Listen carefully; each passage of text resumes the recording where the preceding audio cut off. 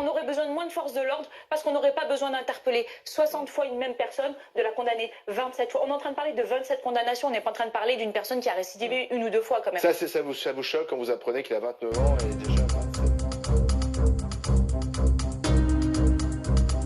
Eh ben, on aurait besoin de moins de forces de l'ordre parce qu'on n'aurait pas besoin d'interpeller 60 fois une même personne, de la condamner 27 fois. On est en train de parler de 27 condamnations, on n'est pas en train de parler d'une personne qui a récidivé une ou deux fois quand même. Ça vous choque quand vous apprenez qu'il a 29 ans et déjà 27 condamnations. Ben, ça nous choque, non, parce que je suis fonctionnaire de police, donc j'ai envie de vous dire, malheureusement, ce genre de pédigré est courant. Il y en a beaucoup. Mais bien sûr qu'il y en a courant, qui sont courants, ces profils. On a quand même 20 000 personnes au FSPRT, dont un grand nombre qui sont des délinquants et des criminels réguliers.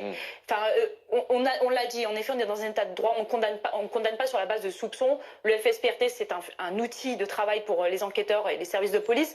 Mais par contre, on sait qu'on a affaire aussi à des personnes qui ont une appétence pour la violence et la criminalité. C'est là-dessus peut-être qu'il faut se tourner.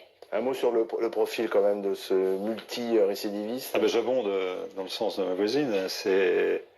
On s'étonne qu'il était en liberté, quoi. Là, il y a une faille. Et elle est judiciaire. Elle est judiciaire. Ah, ouais. Cet homme n'aurait pas dû être en liberté. Idriss Aïd Bouzid. Oui, mais on voit bien que quand on évoque le pédigré de cet individu, 27 condamnations, on voit bien que c'est vraiment le profil parfait pour commettre condamné en France et en Allemagne. Alors visiblement en Allemagne, il était interdit de territoire. Et c'est vraiment le profil parfait.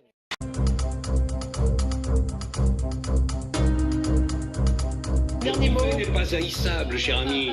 Pas de sécurité privée sur la voie publique, c'est de la prérogative de l'État. Sinon, on se retrouve avec une inégalité en sécurité, parce que les communes qui auraient les moyens d'avoir une sécurité privée, eh ben, elles seront dotées. Et comme vous disiez, il y a aussi cette notion de violence légitime, de mission régalienne.